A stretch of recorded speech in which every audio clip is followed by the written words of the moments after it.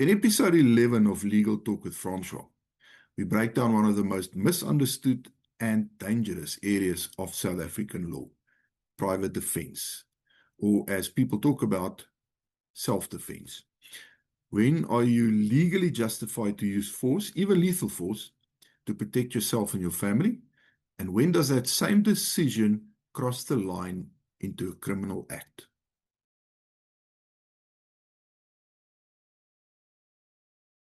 Francois, good afternoon. Welcome back to the channel. Hello, Rian. Good to see you. Francois, when can I use my firearm against another person? To put it simply, I think, when am I allowed to shoot someone? And then also, how do I ensure that I make the right call in any given scenario? Because if you get this wrong, I may end up in prison. Absolutely, Rian. So unfortunately, like with many things, this is a very long answer, but I'm going to attempt to answer it completely and fully.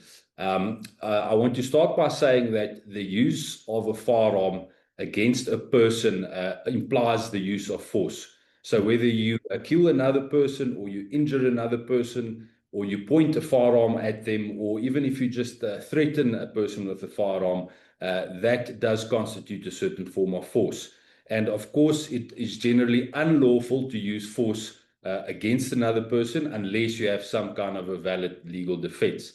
So the question essentially is, when will the legal system consider my use of force in using my firearm justifiable or excusable, as opposed to, being criminally or civilly punishable?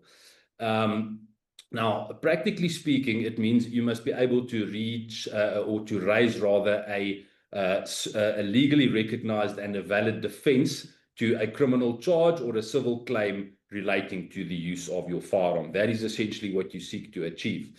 And a criminal charge or a civil claim relating to your shooting of someone else or the use of your firearm can take on many different forms. You could be charged with murder, culpable homicide, assault, malicious injury to property, pointing of a firearm.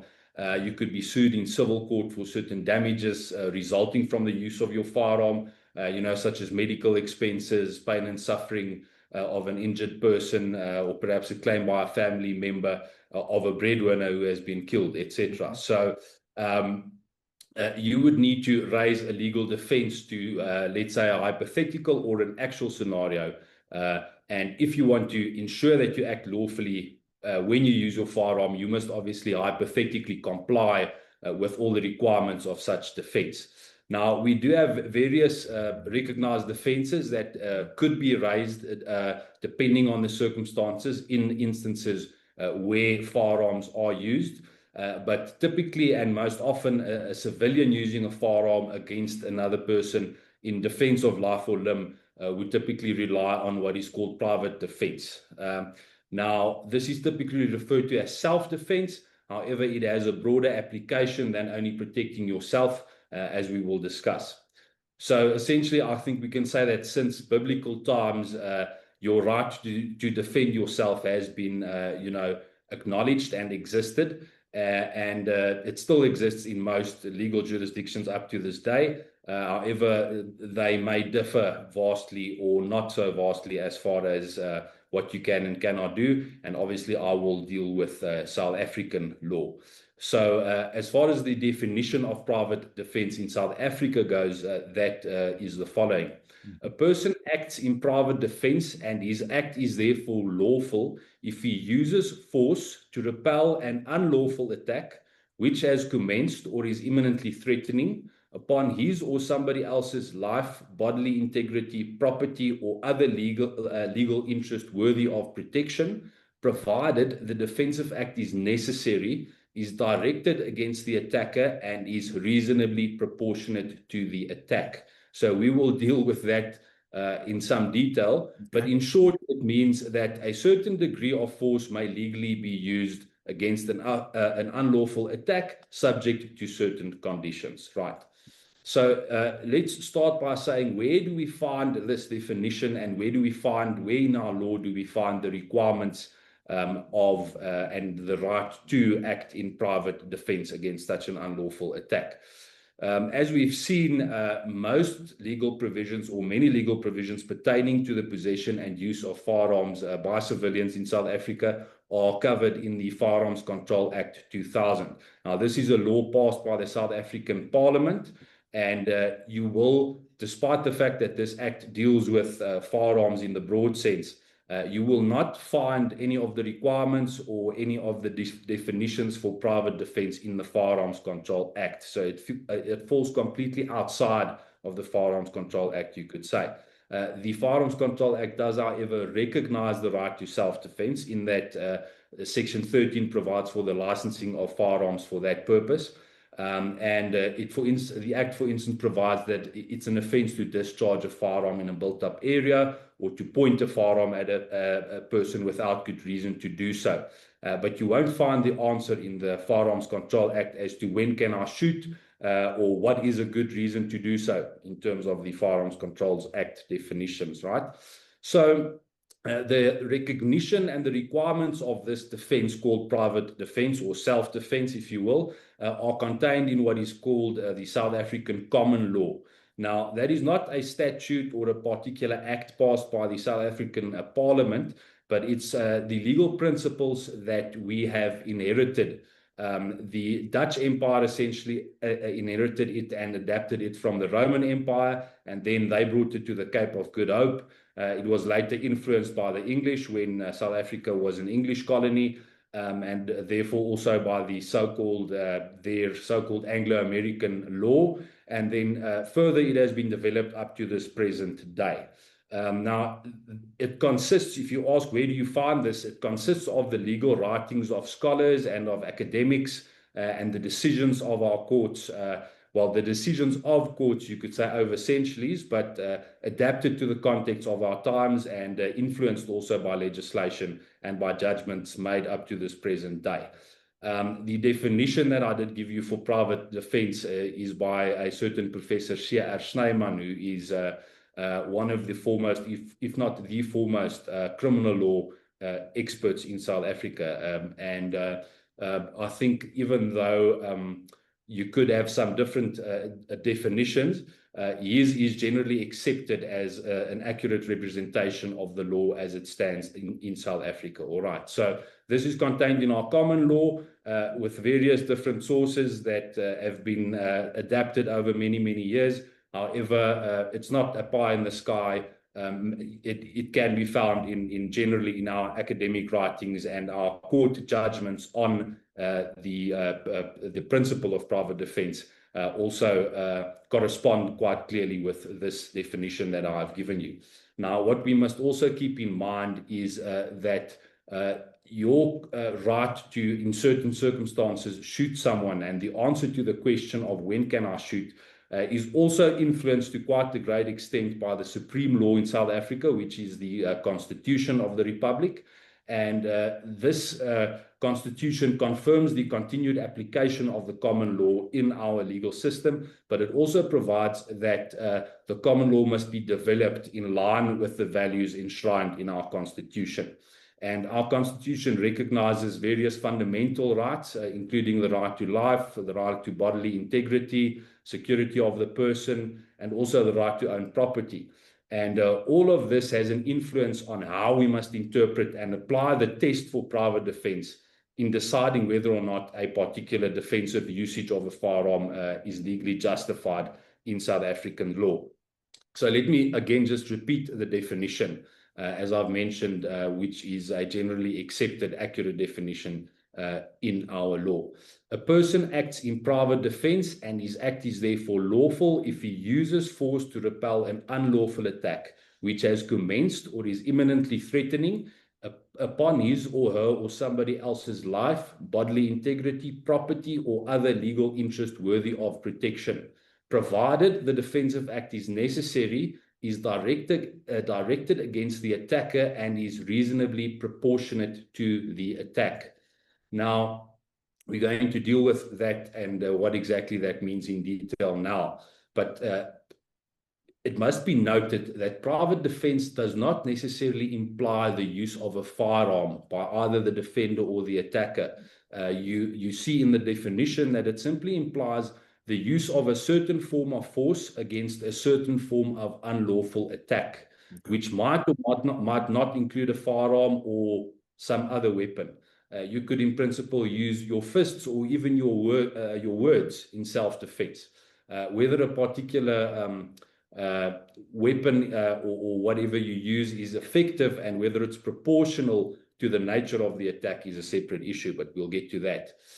We must also keep in mind that while the definition does make provision for the use of force in defense of any legally recognized interest, not only life or limb, it does not say that you are entitled to shoot or even to produce a firearm simply because you are defending a given legal interest, however worthy of protection that legal interest might be.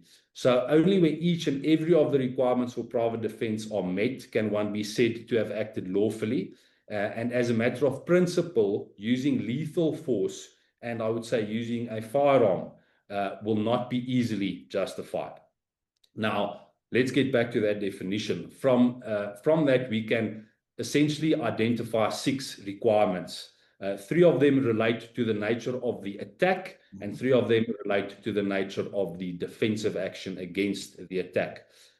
You could make these requirements more or less. I've seen various different approaches to it, but I think this approach of, let's say, 6 requirements, I think is legally complete while not being overly academic. All right. So as far as the requirements are concerned, they are the following. The attack must be unlawful. The attack must be against a legally recognized interest worthy of protection. The attack must be imminent or ongoing but not completed. The defense must be directed against the attacker. The defensive act must be necessary, and the defensive act must be reasonably proportionate to the attack. All right. So let's deal with the 3 requirements of the attack. It must be an unlawful attack. So this implies some form of illegal conduct performed by a human aggressor against a person.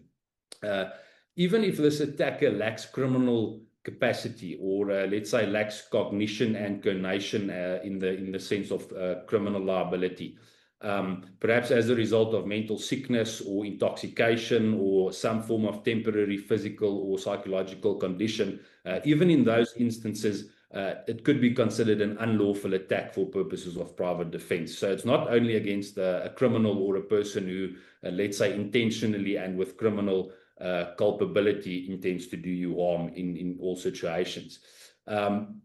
Also, even where the unlawful attack is based on the fact that the attacker is acting upon a mistaken belief that he is entitled to use force against you while he legally isn't, you could still deem that an unlawful attack and raise a valid defense of private defense, provided you also comply with the further requirements. The second requirement, which is that it must be against a legal interest worthy of protection, your or another person's legal interest worthy of protection. That implies that it's not only yourself that you can protect under this defense, but it also implies that the infringement against your rights must be of a serious nature, not trivial.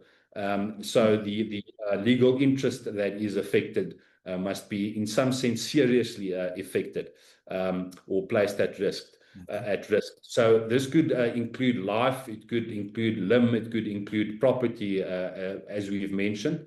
But please note that does not mean I'm saying that you can shoot someone for trying to steal or to damage your property. I'm simply saying that you may, in principle, defend your property in terms of the defense called private defense.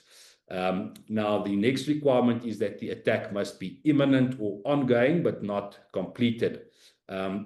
So somebody must be about to attack you, or they must be busy attacking you, not threatening to come back tomorrow to hurt you, and you shoot the person now because you're afraid what might happen tomorrow.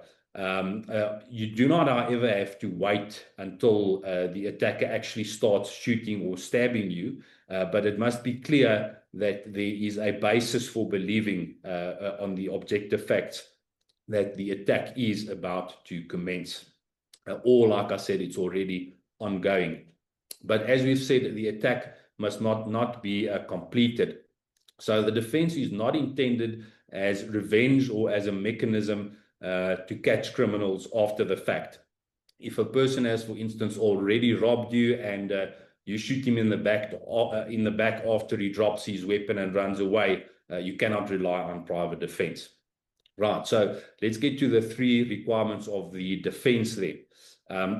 The defense must be directed against the attacker. Now, that's quite obvious. You cannot raise the defense if a third party, if you shoot a third party who wasn't a source of or a part of the unlawful attack against you. Secondly, the defensive action must be necessary. It must be the only means available to you to avoid or to ward off the attack. Or the defender must at the very least be able to indicate why other options were not possible or achievable, or could for some other acceptable reason not be exercised. In other words, it has to be absolutely necessary for you to have used this whatever force in response to this attack, as opposed to leaving the scene or doing something else that could de-escalate or stop the threat against you. And then thirdly, it must be reasonably proportionate. The defensive action must be reasonably proportionate to the attack. And I would say that this is essentially the most important requirement for a firearm owner to keep in mind. I said earlier that acting in private defense does not mean shooting someone, or does not even mean using a firearm necessarily. It simply means using a certain form of force against a certain unlawful attack. But when the interest which is attacked is weighed against the interest which the defensive act is directed at. In other words, if you take the attacker's life in defending your own life, these 2 interests must be reasonably proportionate to one another, which they would be in this example, because it would be a life for a life. But if, however, you shoot a person who's attempting to run away with your cell phone, there will be a gross imbalance and a disproportion between this, the protection of your property on the one hand, and the life of the thief on the other hand. It would, however, be proportional to physically resist the grabbing of your phone by a thief, and to perhaps struggle with, and perhaps in the process injure the thief in preventing him from taking your phone, because that would be, there would be a proper balance. Now, the means of force need not be exactly equal or the same, meaning you cannot, the law doesn't say that you can only use a firearm to defend yourself when a firearm is used against you. But it will often be obviously difficult to justify shooting someone where they had no weapon. And then the interest which is attacked does not need to be the same interest as that which is affected by the defense. In the above example of you know, fighting back to prevent someone from grabbing your cell phone, you are protecting your property, and the right of the attacker which is being affected would be, let's say, his right to bodily integrity, which are 2 different things. But the point is that there needs to be a reasonable balance between what is done to you, or what is threatened against you, versus what you do to stop that. All right. Now, to determine that, the court would look at the relationship between the parties, their respective ages, their gender, their physical strength, the location or the circumstances within which a certain incident occurs, whether weapons are involved, the nature of the weapons are involved, the seriousness of the attack, the likely injuries that could result from the incident, etc. So the court will look at all of that to determine what is proportional. But if you have a problem with the proportionality, at the end of the day, you have exceeded the bounds of private defense, and your act becomes unlawful itself. And that is where you quite often will have a problem if you use a firearm in whatever sense in defense of, for instance, property. Although you can, in principle, use a certain form of force for the protection of any legal interest which is recognized and which is worthy of protection if such interest is proportionate to the interest that is being affected of the person against which you then are using that force to try and protect your own interests, right? So that is quite a mouthful, but upon dissection, it's quite logical, and it's also quite capable of applying in practical scenarios. If I can just briefly summarize it, there must be an unlawful attack against a legal interest worthy of protection, and that attack must be imminent or ongoing. And the defense must be directed against the attacker, it must be necessary in the circumstances, and it must be reasonably proportionate. Those are essentially the 6 requirements for private defense. So I trust, Riaan, that your first answer, which was essentially when can I shoot, is answered. This is the technical and the academic legal answer to it. Obviously, it requires practical application. So that comes to your second question. How do I ensure that I make the right call in any given scenario? So that's how you must now apply all of this to the real world. Yes. So I would say you must memorize these above requirements, these 6 requirements. You must keep making sense of them in your head. You must keep running scenarios in your head and applying those principles to those scenarios. You must keep asking yourself, how would you react in any particular incident? You must watch all the videos that are available online and on social media everywhere of shooting incidents. And perhaps most importantly, you must get proper training where these scenarios are simulated in as far as it is obviously safe and possible to do so, so that you develop some kind of practical muscle memory to apply them under stress. Of course, you can never simulate the real world, but doing nothing is not going to result in you performing at your best during a real encounter. Doing everything you can during simulated encounters will at least hopefully result in you performing at 50% or perhaps a lot better in a real scenario. So I hope that answers the questions for today, Riaan. And I look forward to discussing all of the questions that will come from that. Well, look, I have some questions that we will be discussing in episode 11, in episode 12. You mentioned that private defense only applies where the attack against me is perpetrated by a human. What happens if I have to shoot an animal to protect myself? Then the unlawful attack must be imminent or ongoing. What about firing warning shots? Am I required to do that? What about taking preemptive steps to ward off a potential future unlawful attack, such as erecting an electric fence or perhaps even some kind of defensive setup to injure would-be attackers?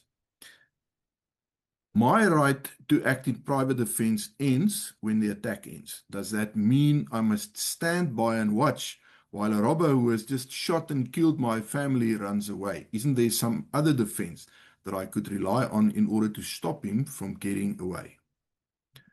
Since private defense is not limited to protecting myself, who else may I defend and where? The defensive act must be directed against the attacker and not a third party. What happens if there is a defensive shooting in a public place and I end up injuring or killing an innocent bystander by accident? The defensive act must be necessary, and there must not be another manner in which the attack can be avoided or warded off. Does that mean that I have a legal duty to attempt fleeing when I am attacked? What happens if I'm under the mistaken belief that an attack is imminent and that my life is in danger, while in fact it is not? For instance, when someone points a real-looking but harmless toy gun at me and I shoot him. And lastly, you made a point, Francois, of emphasizing that even though private defense does provide full protection of your property, this does not mean that you may shoot someone trying to steal your stuff. So, when, if ever, could it be lawful to use a gun to protect my stuff? The answers to these questions follows in episode 12. So stick with us, keep an eye on the channel, and watch that episode as soon as it comes out. Once again, legal firearm owners are obligated to understand under what circumstances they may shoot or they may not shoot. The better you understand this, the better for yourself. Should you ever, let's hope not, but should you ever end up in a situation like that. If you like this video, please click on the like button. Please subscribe to the channel and please smash that bell icon so you can get notifications of future episodes coming out, including episode 12, which will cover the questions at the end of this video. Share this video far and wide. The more people who understand this, the better. And as always, if you are interested in any of the training, there is a link in the description below. Check it out. We look forward to seeing you on a range one of these days. Francois, that's it from me. Thank you so much for joining us and sharing this information and knowledge with us. My privilege, Riaan. I hope the viewers find it quite valuable. Thanks.